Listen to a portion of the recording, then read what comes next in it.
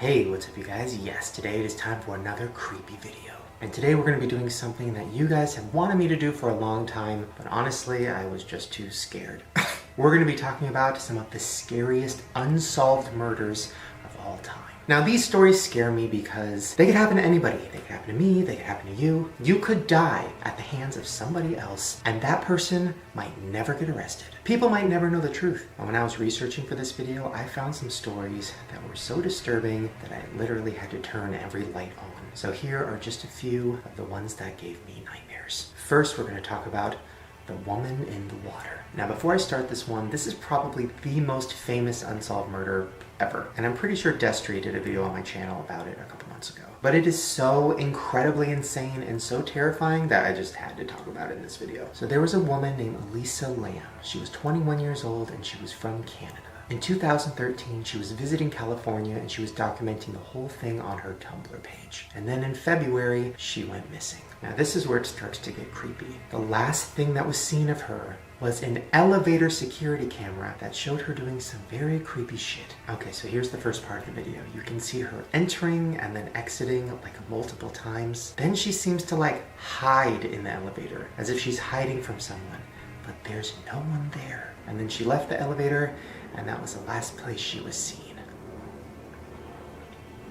Now, this elevator she was in the Cecil Hotel in Los Angeles. She was staying there for a few nights while she was on her trip to LA, and then that's where she went missing. Now, this is where it gets fucking gross and very disturbing. Over the next few days, some of the people that were staying in the hotel noticed that the water was kind of fucked up. They said it was brown, sometimes black. They said it smelled weird and that it tasted funny. So one morning, an employee went to the roof to check out the water system because maybe there was something wrong, and there was. On the inside of one of the huge 1,000-gallon water tanks was her body floating face down. I know. Fucking insane. And her body had been deteriorating in that big water tank for 2 fucking weeks, which means everybody in the hotel had been drinking it and showering with it. Now, of course, the hotel apologized and like gave everybody refunds and did whatever they could to not piss people off. But I mean, the damage had already been done. But the scariest part of it is people still don't know what happened or how she died. People don't even know how she got in there. The space to get into the water tank was so small, it was pretty much impossible for her to get in. And after the autopsy report, there was no signs of trauma or anybody beating her up. She was just dead. And now we don't know how it happened. And I definitely want to go to that hotel. I'm gonna write that down. Actually, no, that would be way too scary. I don't even know if I'd want to do that for a video. Ugh. Okay, now the next story is extremely graphic and very sad, especially because it involves children. So if you are squeamish to that, I would leave. This is the story of the Girl Scouts who were murdered. So on Monday, June 13th, 1977, there was a bunch of Girl Scouts that were having a camp out. It was nighttime and all the girls were huddled in their tents. In tent number 8, there was 3 girls, Lori, Doris, and Michelle. They were all under the age of 10. Now, their tent was the farthest one away from the camp counselors and kind of in the distance. Well, the next morning, one of the counselors was walking to the showers and she saw a little girl dead in a sleeping bag in the forest. Then she discovered that there were actually 3 girls that were dead, Lori, Doris, and Michelle. The girls' bodies were laid out in the forest 150 yards from their tent. Police said that their bodies looked like they had been raped, bludgeoned, beaten, and strangled. By the tent, they found tape, rope, a gag, and a flashlight. Now, the most disturbing part is that somebody sent them a warning. Now, 2 months before this happened, the camp counselors were having a training session. One of the counselors had like all of her belongings stolen. She had a box of donuts, and the person took all the donuts inside of it. But inside the donut box, they left a creepy handwritten note. The note said that they were going to murder 3 of the campers. Now, everybody just thought it was a joke or a prank, so they threw the note away. Now, this went through a huge investigation. Police were looking for a suspect. They could not find anybody, but eventually they did find Gene Leroy Hart. Now, this guy was convicted previously of kidnapping and murdering pregnant women, and he broke out of jail 4 years before that, and he had been on the run ever since. Now, when the police caught him, he was close to the crime scene, so they put 2 and 2 together and looked at the evidence and thought that he might have done it. Well, he was put on trial, and even though all the evidence was there, for some reason, he was acquitted. I mean, he was still sent to jail because he had broken out, so they put him back, and then he died in jail. and we still will never know who killed the Girl Scouts. And just in case you're wondering what happened to the camp, it was shut down right after the murders, and it's been abandoned ever since. Here are some really, really creepy pictures of the camp as it looks now. It has been sitting there empty for years.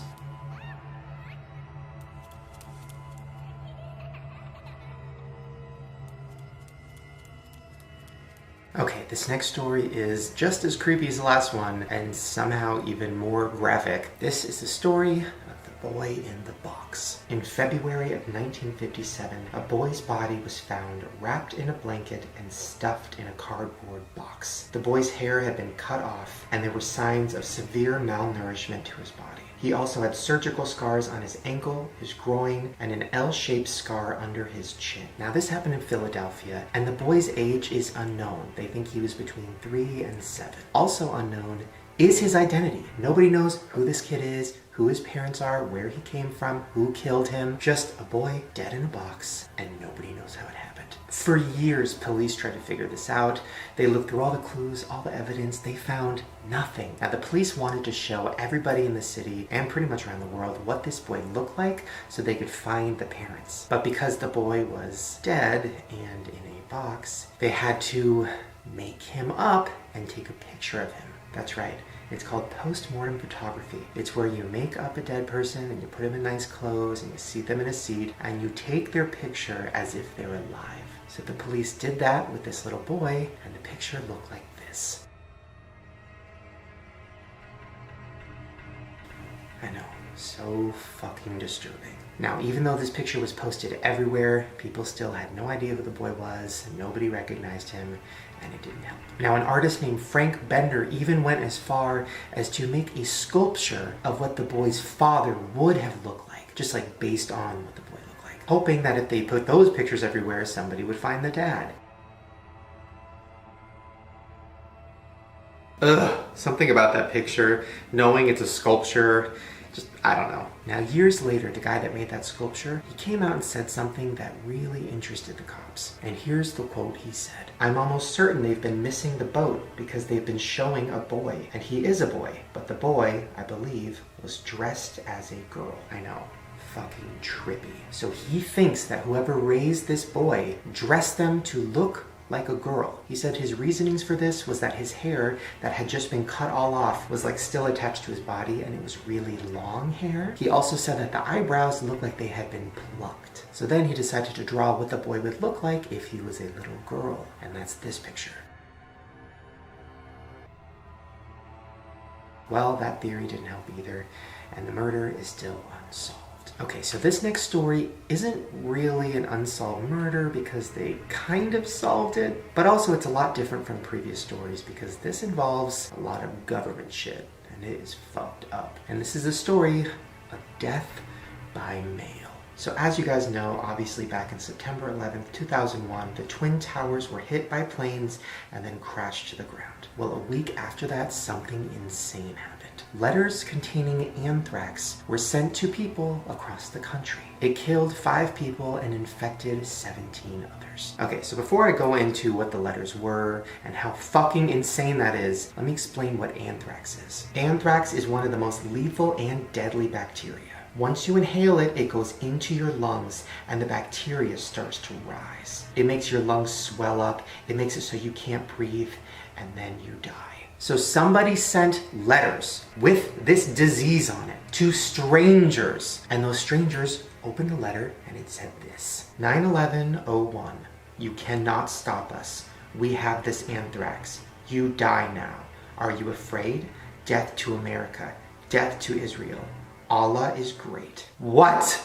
Literally, can you imagine? Just imagine. You go to your mailbox, you open up the mail, you see a letter, you open it up, and you read that, and then some like bacteria falls off the letter and you inhale it. Literally the scariest thing I could fucking think of. Now, the letters were mostly sent to news stations, like ABC News, NBC News, pretty much all those big news stations. The first person to die from this letter was Robert Stevens. He worked for the Sun tabloids, and he died on October 5th of 2001. So he opened the letter, saw what it said, freaked out, inhaled the bacteria, and then went to the doctor because he couldn't stop vomiting, and then he died. Of course, the FBI was trying to find out who did this, and they searched forever. They went to 6 different continents, they interviewed over 9,000 people, and they still could not figure out who did it. Then there was a man named Bruce Edwards Ivins. Now, he was a scientist that worked at a government lab. And he worked with anthrax, and he worked with, I'm not a scientist, but he basically worked to try to find a cure, try to find out how to beat it, where it came from. But then the FBI started interviewing him, asking him questions about if he might know anything. That's when he started to snap. Well, the FBI started surveillancing him and really looking into his life and seeing if he might have known something about this anthrax attack. Well, then the FBI found some pretty hardcore evidence to show that he actually did do this. He is the one that was in charge of spreading out all this anthrax. And when Bruce found out that they might know something and that this might be the end, he committed suicide. And because he killed himself, the FBI could still not actually convict him of the crime. So technically, it's still an unsolved murder. And by the way, a lot of people don't think he had anything to do with it. A lot of people think the government was just trying to find somebody to blame it on, but we'll never know. Okay, so this next murder is pretty touchy because it involves a transgendered woman, and I feel kind of weird talking about it because I don't want to seem like I don't know. I just don't want people to think that I'm somehow trying to get entertainment out of what happened to this woman, because it is fucking awful. But I also feel like it might be important to share this story because it might shed some light and show people that prejudice and hate is still very much around, and that we have a lot of work to do to make this a safe country for everybody. So on the night of July 23rd of 2015, a transgender woman named Casey Haggard was walking the streets of Fresno, California. So as she was walking around, a van pulled up and asked to talk to her. So she walked up to the window and she started talking to them, and then the person in the van took out a knife and stabbed Casey in the neck and then drove off. After they drove off, Casey was wandering the streets, bleeding from her neck, trying to get help, and she collapsed and she later died. And to this day, police have no idea who was in that van. I know, it's fucking awful and brutal and disgusting and just breaks my heart. Well, her brother Gerald came out and said this: "The tragic death brings light that a lot of transgender people, or anybody who looks different on the street, don't just face persecution, they face danger." And that is very true. It is not a safe world out there, and you need to be extra careful, especially if you are different or look different. I'm not going to go into it, but I have had experiences walking out on the streets. People are just fucking awful, and you need to stay safe. And I just cannot believe that the suspects are still out there dragging the streets. It's fucking insane. Okay, so this next story is a little different. It's not technically a murder, although a lot of people think it is. This is the death of Anna Nicole Smith. And I'm not going to go completely into this because I kind of think I'm going to do a whole conspiracy video on it. But if you don't know who Anna Nicole was, basically she was one of the biggest models in the world. She had a reality show. She had a weight loss pill. She was on Playboy a bunch of times. But the last few years of her life were pretty rocky. She got into prescription drugs, she started hanging out with bad people, and then in February 8th of 2007, she died of an accidental drug overdose. Well, after she died, a lot of conspiracy theories started about her death. Some people think that she was poisoned or she was murdered. Some people think that somebody in her life gave her a bunch of pills because they wanted her to die so they could take her money. And one of the biggest suspects in this was her husband. Now, a lot of people think the reason he might have had something to do with this is because of this video that came out after she died. Now, in this video, you can see her wearing clown makeup, seeming out of her mind, with her husband filming her and talking to her. It's very, very disturbing. Just check it out. Anna.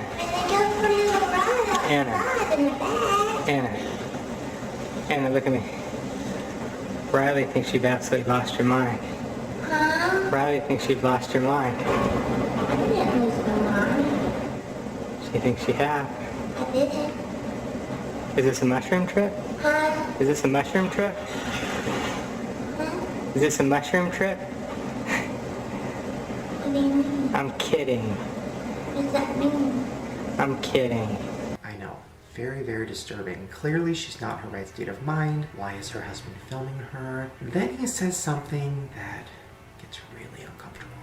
I said this footage is worth money. Why? What footage? This thing you're looking into? It's a camera. Exactly. Yeah, he literally was talking about how much money they could make from this videotape of his wife looking mentally insane. What? Now, I don't know. He was found innocent. He supposedly did not do anything. That tape, though, is fucked up. And I just feel like there's more to her death than just an accidental drug overdose. But once again, I think I'm gonna save that for another video. So the last story is literally insane, and I don't even know how to explain it, but it is one of the creepiest things I've ever fucking heard, and it makes me terrified of Canada, which is crazy because I love Canada. This is the story of the shoes on the beach. Now, have you ever been walking up and down the beach and you might have seen a shoe in the sand? Maybe somebody forgot to put it back on, or maybe it just washed up on shore. It's just a shoe. Well, in Canada, on the British Columbia shoreline, sometimes shoes wash up from the beach, and those shoes have feet in them. Human feet. I'm not fucking kidding. It happens a lot. Since 2007, there have been 16 different shoes with feet in them that have washed up on the beach. Now the weirdest part, all the shoes are running shoes. All of them. And nobody knows where they came from. Literally, there's no leads. Now a lot of people say, oh, you know, there's a big bridge in the British Columbia and maybe people jump off and kill themselves. But why would they all have running shoes? Literally the same type of running shoe. That doesn't make sense. Some people think that maybe a serial killer likes to kill people who are on a run around the beach, and then he chops up their bodies and throws it into the ocean, and that's why it's always a running shoe. But literally those are the only theories, and nobody's really looking into it. And it's still happening. Like, Google it. It is still happening. If you go to the beach in Canada and you see a shoe, bitch, there's probably a foot in it. What? I don't know. That story out of everything made me the most uncomfortable because I can't even wrap my brain around that. So all I'm saying is, if you're at the beach and you see a shoe, don't pick it up. Just leave. Well, there you guys go. Hopefully you enjoyed this video. It's my first unsolved murder video. I thought it was kind of fun. Well, scary, but fun. And if you guys want more of these unsolved murder videos, I have like a list of a bunch of them, and they're all very fucking scary. Give me a thumbs up and let me know. Also subscribe to my channel right down below because I make new videos every day. And if you want to see all my other creepy videos where I talk about death and conspiracy theories, I'll put a link to a playlist right at the top of the description below. Alright, you little shoes. I'll see you tomorrow. But here is what is going on, and I'm so excited because they are letting me do whatever the fuck I want. And let me just explain to you why that is a bad idea. Because look at what I just did. I went out and I bought literally so much food. Look at this. Look at this. Look at that.